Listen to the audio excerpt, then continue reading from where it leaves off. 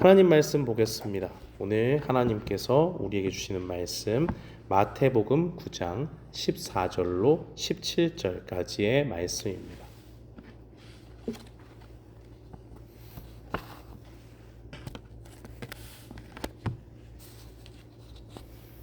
신약성경 마태복음 9장 14절로 17절까지의 말씀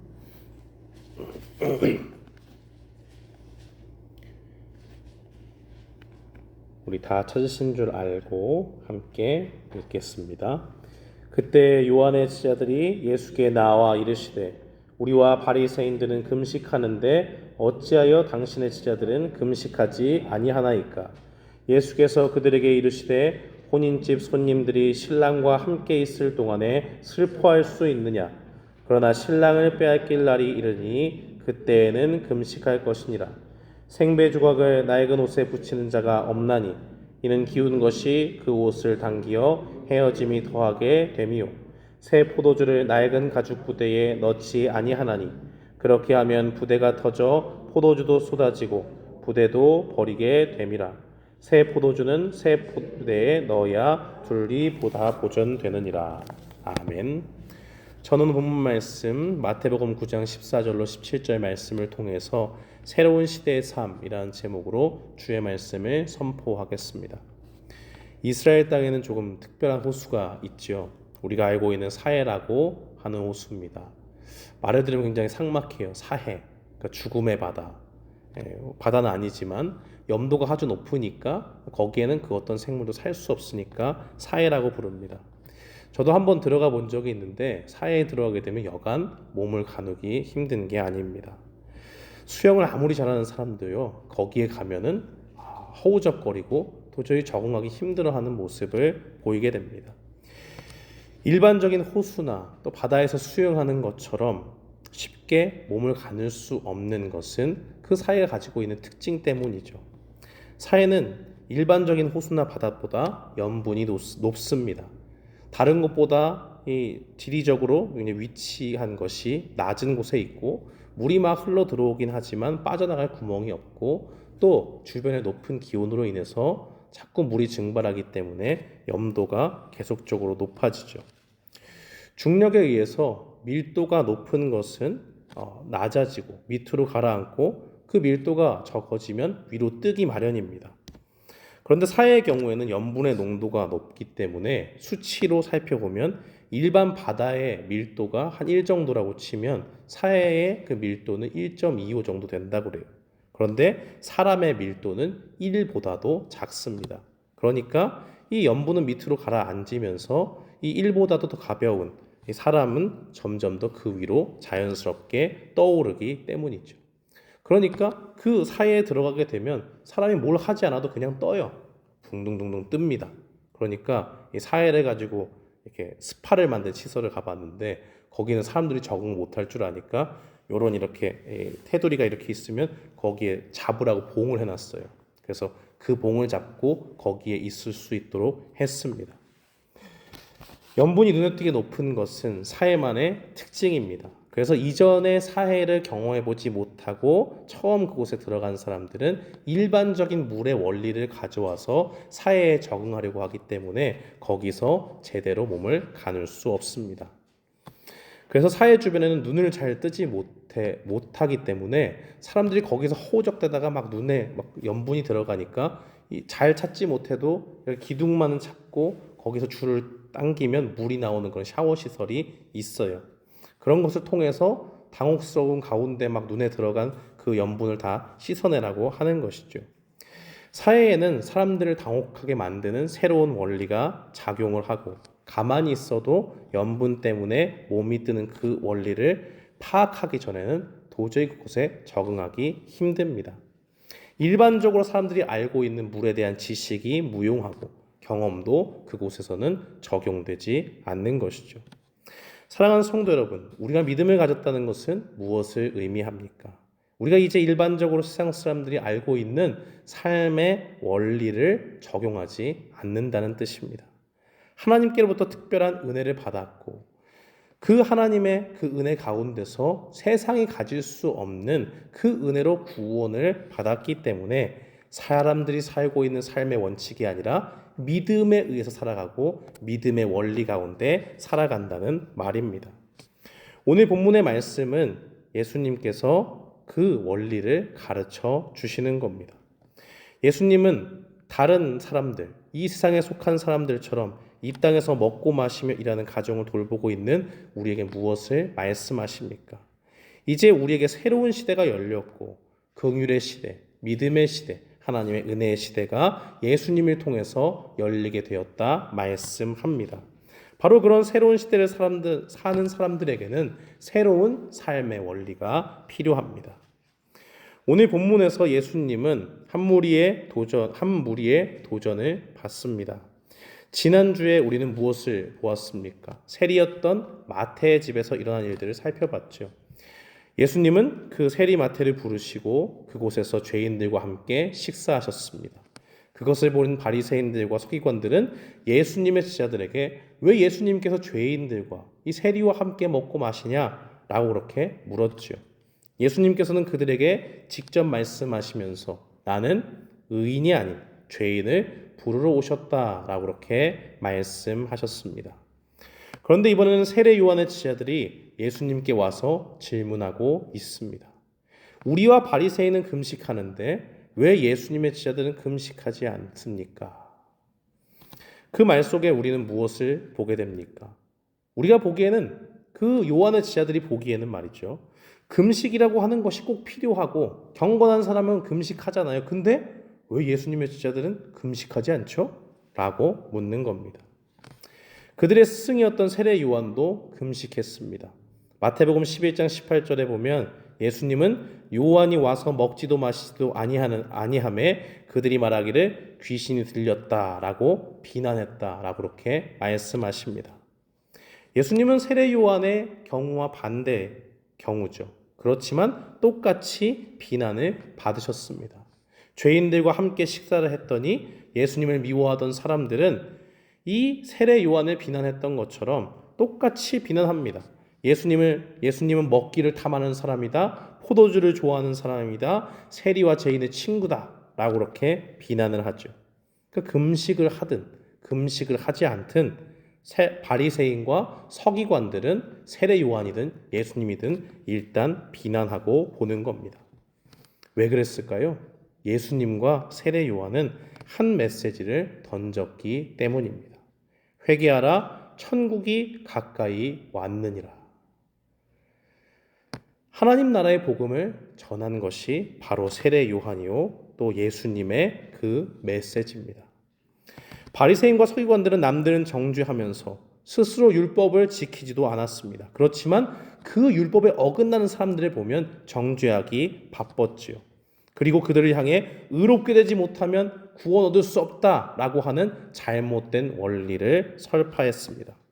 그러나 이제 예수님이 오셔서 하나님의 나라에 들어갈 수 있는 길을 보여주셨습니다.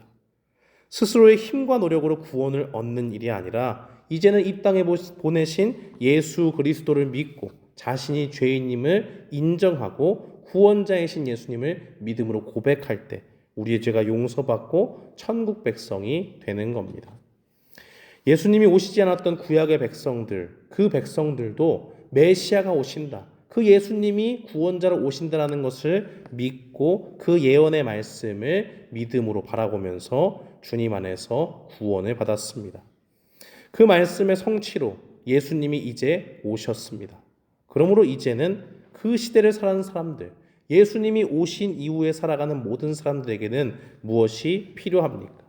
많은 사람들이 진리로 알고 있던, 유대인들이 진리로 알고 있던 금식을 경건한 것으로 생각하고 그 가운데서 모든 종교적인 형식을 따라서 구원을 얻는 그 구원의 방법이 잘못되었음을 알아야 하는 겁니다.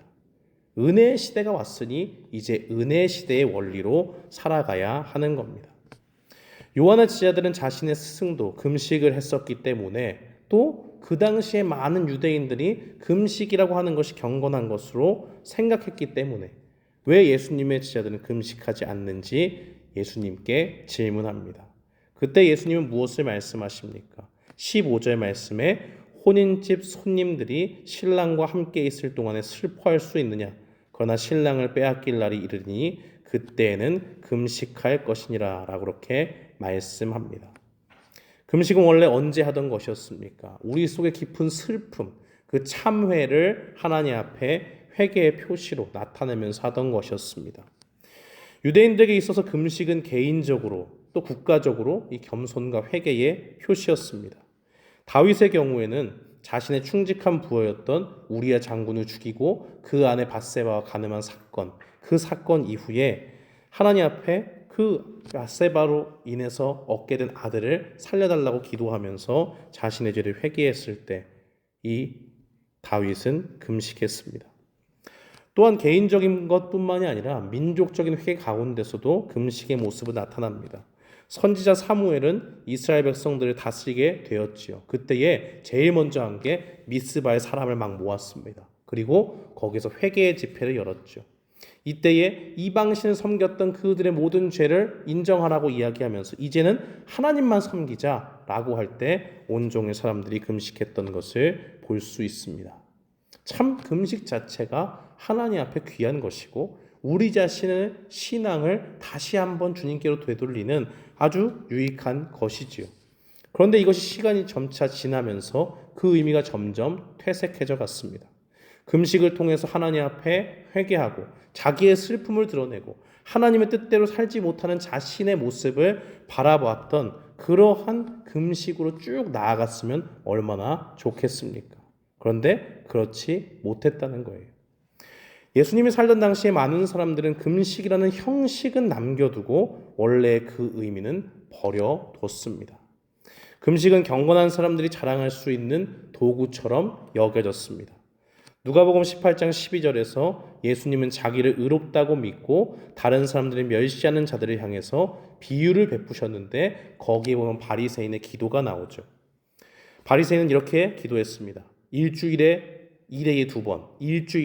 2번 금식합니다 라고 하면서 내가 저 죄인인 세리와 같지 않음을 감사합니다 라고 그렇게 기도했어요. 세리는요, 자신이 죄인인 것을 깊이 깨닫고 감히 눈을 들어 하나님을 바라보지도 못했는데 바리새인의 모습은 멀리 떨어져서 내가 저 죄인이랑 있을 수가 없지 하면서 하나님 앞에 기도하고 굉장히 떳떳하게 자신을 나타냅니다. 이것은 비록 비유이기는 해도 당시 바리새인들이 어떠한 모습으로 금식을 대했는지를 보여주는 증거입니다. 그들에게는 보여지는 것이 중요했습니다. 자신이 금식하기 때문에 경건한 사람이다라는 것을 보여주고 싶었고 또 다른 사람들에게 그것을 보여줌으로써 사람들의 신망을 얻고 존경을 얻으려 했습니다. 그저 종교적인 형식에만 매여 있었지 그 속에는 하나님을 사랑하는 마음도 없고 정말 예전에 금식을 했던 그 경건한 사람들의 모습처럼 자신의 죄를 발견하고 자신의 죄악됨을 깨닫고 하나님 앞에 조금 더 새로워진 마음으로 나아가고자 하는 그러한 중심이 없었습니다. 하나님의 말씀은 금식에 대해서 무엇을 증거하십니까? 이사야서 58장 4절로 5절에서 하나님의 음성을 들려주십니다. 보라 너희가 금식하면서 다투며 싸우며 악한 주먹으로 치는도다. 너희의 오늘 금식하는 것은 너희 목소리로 상달케 하려 하는 것이 아니라 이것이 어찌 나의 기뻐하는 금식이 되겠으며 이것이 어찌 사람이 그 마음을 괴롭게 하는 날이 되겠느냐.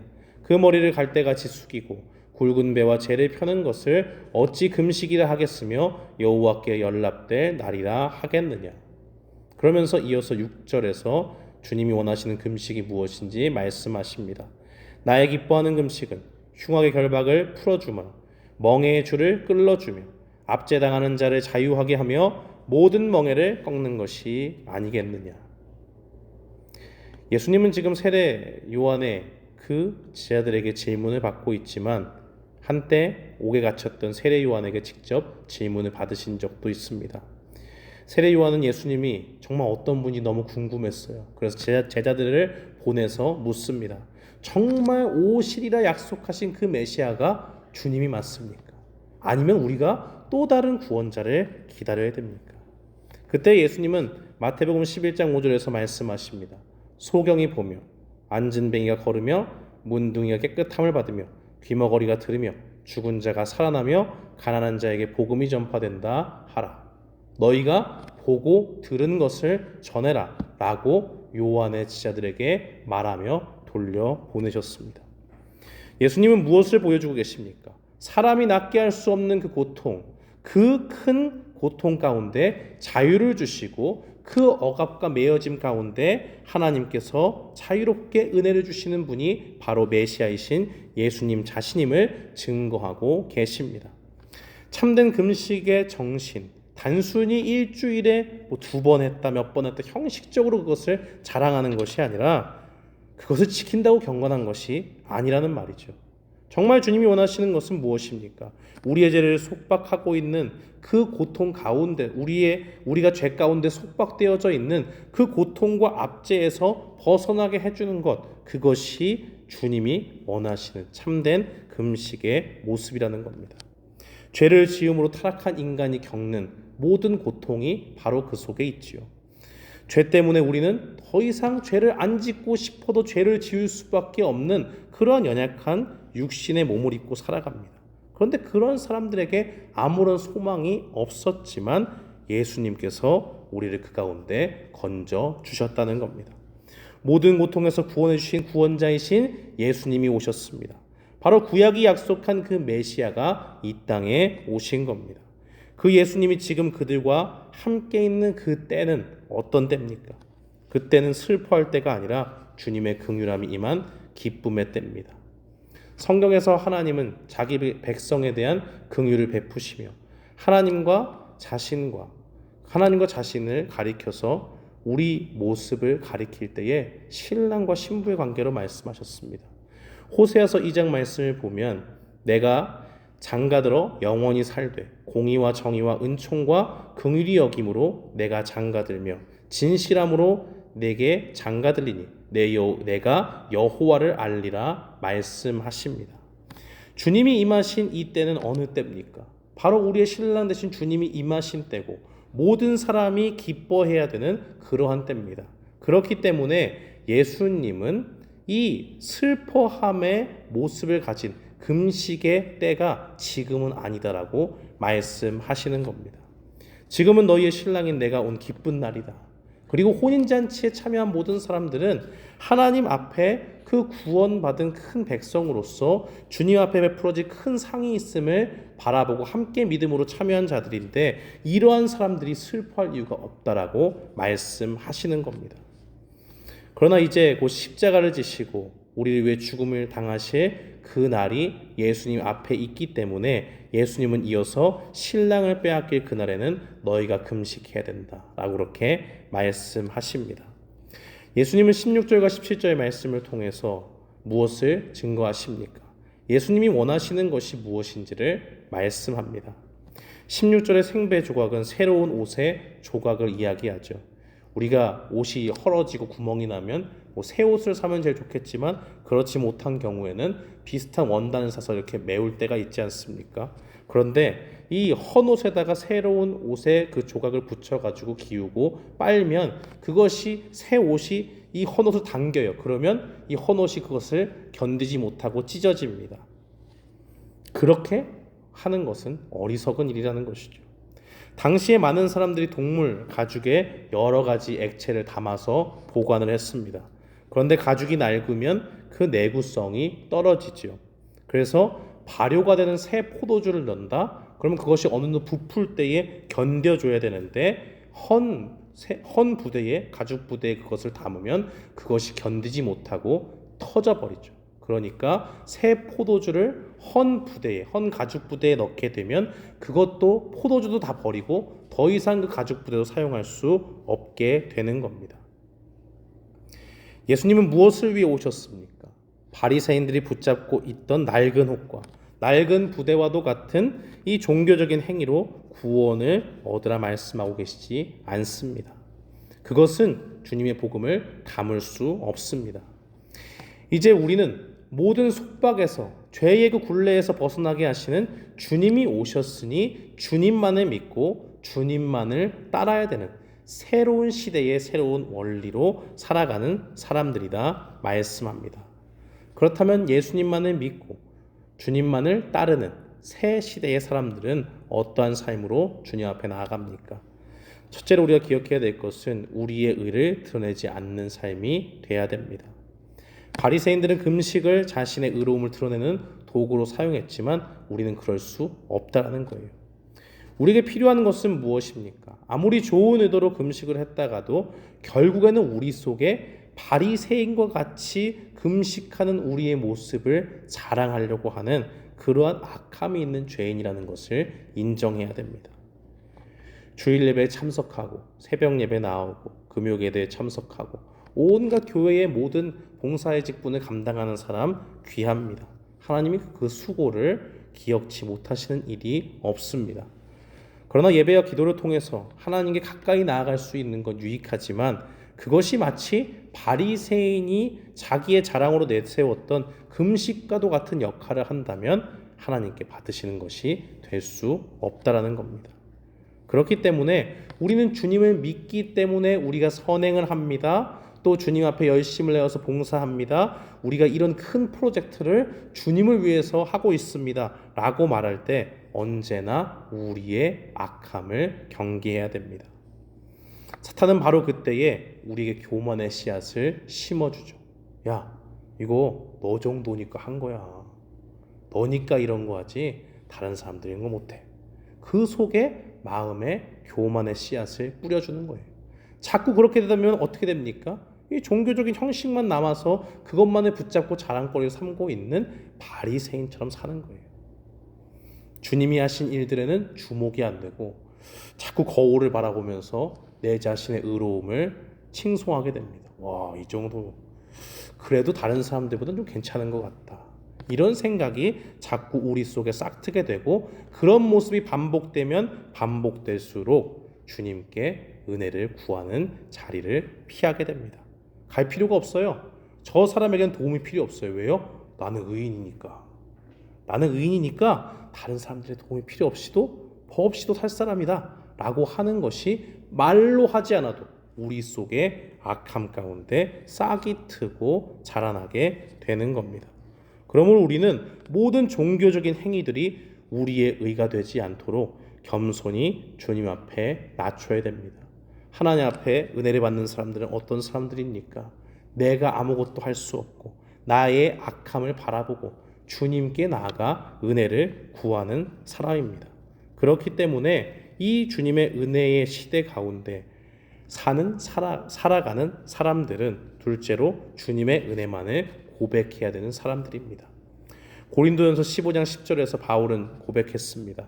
그러나 내가 나 된 것은 하나님의 은혜로 된 것이니 내게 주신 그의 은혜가 헛되지 아니하여 내가 모든 사도보다 더 많이 수고하였으나 내가 한 것이 아니요 오직 나와 함께 하신 하나님의 은혜로라.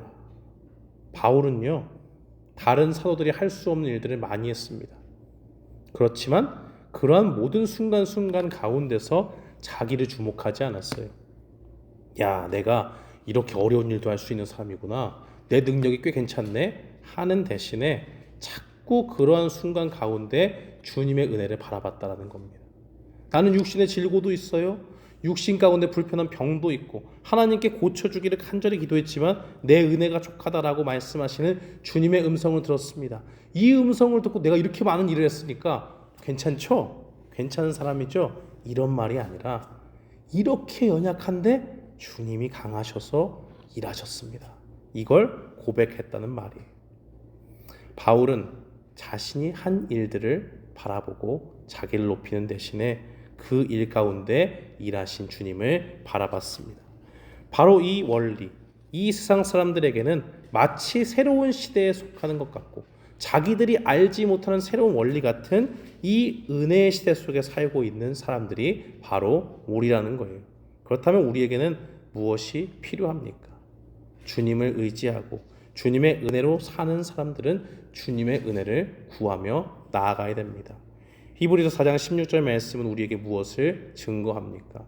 주님의 긍휼하심을 받고 때를 따라 돕는 은혜를 얻기 위하여 주님의 보좌 앞에 담대히 나아갈 것이라 말씀하십니다. 세상 가운데 믿음으로 사는 것은 무엇을 의미하죠? 다른 원리로 사는 사람들이 보기에 야, 저거 진짜 쓸데없이 하는 건데 왜 저렇게 살지? 하는 것을 하는 거예요. 다른 사람들, 믿음이 없는 사람들이 보기에 기도가 무슨 소용이 있습니까? 주님의 말씀을 날마다 묵상하고 외우고 암송하고 이 말씀대로 살아야 되는데 결단하고 나아가는 거, 그게 뭐가 중요해요? 믿음이 없는 사람들은 그 시대의 원리, 새로운 은혜의 시대의 원리를 모르기 때문에 그것이 무용한 것처럼 느껴집니다. 그러나 우리는 은혜 안에 사는 사람들입니다. 새로운 원리 가운데 들어갔고 믿음을 붙잡고 주님만을 의지하는 사람들입니다. 그렇다면 모든 것을 주님께 맡기는 훈련 속에 살아가는 거예요. 한순간에 되지를 않습니다. 그러니까 예수님께서도 우리에게 자꾸 보여주시는 거예요. 그 옆에 항상 있는 어리석은 말만 하는 지자들과 왜 동행하셨습니까? 그들과 함께 있으면서 도대체 이 믿음의 원리가 무엇인지를 알려주고 싶은 마음, 그리고 이것을 보고 지금이 아니더라도 성령님이 은혜 가운데 깨닫게 해주시는 때가 되면 그래서 주님이 이러한 일들을 겪게 하고 그때 주님께로부터 꾸지람도 없고 내가 믿음이 없었구나라는 것을 알게 하시기 위함이었죠. 이스라엘 백성들이 40년 동안 광야를 돈 것은 우연이 아닙니다. 주님이 가나안 땅에 들어가기 전에 충분한 훈련을 통해서 그들의 믿음을 자라나게 하시려고 하신 것이고, 그 모든 일들을 통해서 우리가 바라보는 것은 성도들에게 주님의 은혜로 사는 방법을 날마다 배우는 훈련이 필요하다는 겁니다. 사랑하는 성도 여러분, 우리는 주님 앞에 어떻게 주님을 의지하며 오직 주님의 은혜로만 산다고 고백하며 나아갈 수 있습니까?